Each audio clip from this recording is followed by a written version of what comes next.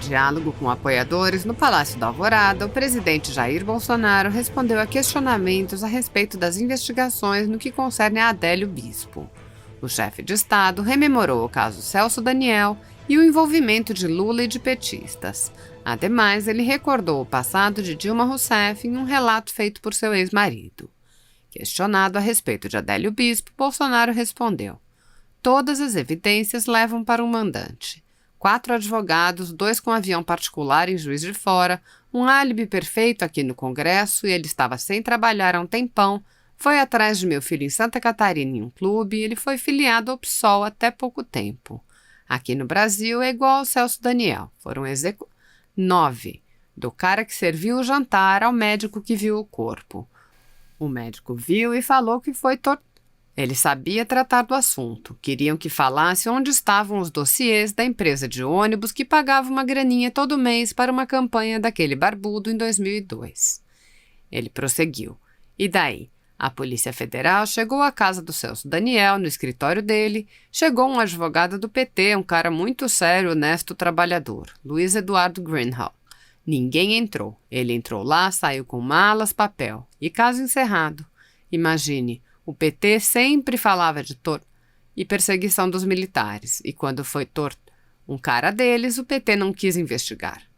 Neste contexto, ele relatou: os caras se vitimizam o tempo todo. Fui perseguido. O primeiro marido da Dilma, que está vivo, teve a proeza de, em pleno voo, sequestrar um voo. Foi para qual país democrático? Cuba. O segundo marido dela, Carlos Araújo, que morreu, teve uma novela na televisão chamada Amor e Revolução. No final de cada capítulo tinha alguém que prestava depoimento. E o que ele falou? Que passou a lua de mel com a Dilma assaltando caminhões de carga na Baixada Fluminense. Ele que falou, não estou inventando nada não. Bolsonaro complementou. Uma vez falei com ele e perguntei: tinha atos de violência nesses roubos de carga ou entregavam por prazer? A gente não pode esquecer a história. Ademais, ele se pronunciou sobre as eleições para a presidência da Câmara e uma PEC pelo voto impresso. Sobre as urnas eletrônicas, teremos eleições agora. Tem uma chapa de Rodrigo Maia, PT, PCdoB, PSOL. Tem outra chapa, estou nesta outra. Não vou nem discutir. Para quem está do lado desses, estou do outro lado. Tem uma PEC da deputada Bia Kicis, vou conversar para levarmos adiante e a gente aprovar o voto impresso. Se aprovar, vai ter voto impresso em 2022. Nos Estados Unidos tem estado que é eletrônico. Falei sobre isso e a imprensa diz que eu falei sem provas. Neste contexto, ele ironizou as checagens feitas pela velha imprensa. Falei que a eficácia era pequena e o Correio Brasiliense disse que eu falei. Sem provas, Bolsonaro diz que a eficácia da Coronavac é pequena. Logo abaixo tem um título dizendo que a eficácia é de 53%. Outro sim, Bolsonaro voltou a alertar para projeto que permite a compra de terras do Brasil por estrangeiros. A Isto É colocou o Mandetta na capa, os médicos. Temos um probleminha agora. Comecem a cuidar com os fake news, mas é verdade o que vou falar aqui. O Senado está na reta final, aprovou a venda de terras para estrangeiros até 10%. Você tira aquela faixa de 150 quilômetros na fronteira. Assim mesmo, você pode entregar 8% do Brasil. E o pessoal vai comprar, um país aí vai comprar. A propriedade privada é sagrada, eles vão deitar e rolar. Tem cidade em que a área do município é do tamanho de um estado. Em Angra dos Reis também é enorme. Comprando não sai mais. Alguns falam para colocar na lei para confiscar. Companheiro, você confisca de país miserável se comprar. Países mais poderosos não confisca, já era.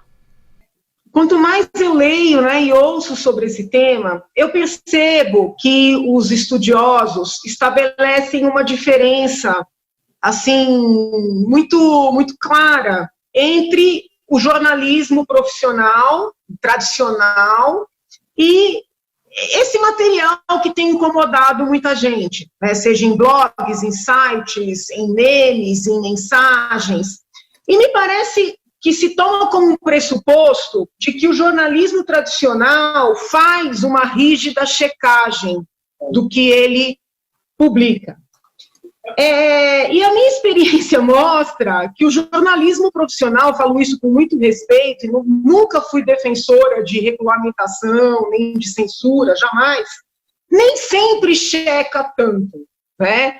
E a experiência política de décadas no nosso país mostra que, em vários estados, famílias com muita força política controlam os meios de comunicação, TVs, rádios, né, jornais. Não raras vezes a mesma família tem todos esses tipos de veículo.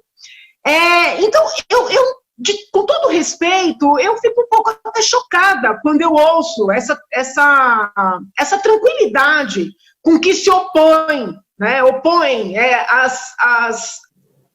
os veículos tradicionais e essas novas formas, né? Então eu pergunto para o senhor, será que nós não estamos enfrentando uma guerra, né, entre o jornalismo profissional, esses grandes veículos de comunicação e esses novos veículos, que claro, podem ser melhorados, podem ser debatidos, aprimoramento ético sempre deve ser feito nos dois lados, em todos os lados, mas não estaria aí também uma guerra, né, uma guerra de espaço, né? Então esse é um primeiro ponto que eu levanto. Uma outra questão, hoje inclusive teve uma matéria interessante falando sobre o dinheiro de publicidade do Banco do Brasil, que o Banco do Brasil foi proibido de publicar em determinados sites que entenderam que propagariam notícias falsas. E o Banco do Brasil está reclamando porque ele, de alguma maneira, foi o que eu entendi, conseguia abrir mais contas ou alcançar mais clientes com o formato de publicidade que ele fazia antes. Então, eu nem estou entrando no mérito, né, de publicar em sites bons, sites ruins, mas será que essa imprensa tradicional não está incomodada em perder esse dinheiro? Né? Esse dinheiro das empresas públicas, esse dinheiro dos políticos, né? Porque o senhor saiba como é que eu penso, eu tenho um PL aí aqui na Assembleia, proibindo dinheiro público em publicidade, tá? Proibindo, porque eu entendo que nós vivenciamos uma concorrência desleal nas eleições contínua, porque o cidadão que está no governo do Estado, na prefeitura, na presidência da República, com todo esse dinheiro para irrigar meios de comunicação, tradicionais ou não, ele faz uma publicidade de si próprio por 4 anos. Né? Então, assim, eu acho que tem que proibir por esta e outras razões.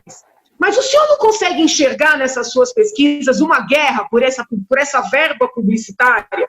Né? Esse é um segundo ponto. Aí a verba pública. Outra coisa, quando uma mensagem vem, ainda que por WhatsApp, de um veículo convencional de jornalismo, é raro um tio, né, como o senhor bem mencionou, perguntar se é fake news. Por outro lado, quando... perdão, caiu aqui meu telefone. Quando o link vem, né, de uma montagem de WhatsApp ou de um site menos conhecido, esse tal tio geralmente pergunta, é fake? Por que eu estou dizendo isso? Será que a própria população já não faz uma filtragem desse material? Né? Até que ponto esse debate, não digo debate de ética, o debate ético ele é sempre necessário em todas as atividades, mas esse debate que, em certa medida, vai restringir essa comunicação, ele não finda sendo ditatorial em si. Né? Por exemplo, na China, na Venezuela, na Rússia, em quaisquer estados em que a gente pode falar que há aí ou uma ditadura ou uma democracia questionável, existe uma limitação na comunicação pela internet, né? Existe uma tendência a querer controlar ou cercear os meios de comunicação. Então, eu tenho medo desse debate, você entendeu? Vou dar alguns exemplos. Né? Havia vários boatos, lá atrás, 10, 20 anos atrás, de envolvimentos de grandes nomes do PSDB com escândalos de corrupção. Esses tais boatos foram tratados como fake news, com outra designação, mas como fake news por anos a fio. E algumas denúncias que começam a eclodir mostram que os tais boatos de 10, 20 anos atrás, as tais fake news, podem ser verdade. Então, será que a gente ganha, né, em termos de democracia, de acesso à informação, de combate à corrupção, com esse trabalho de cerceamento na comunicação, né? Até que ponto deixar fluir a informação, né? Deixar fluir a informação e que essa rede, que ela se autorregule, né? Até que ponto isso não é um ganho maior em termos de democracia, sobretudo na área política, quero deixar bem claro.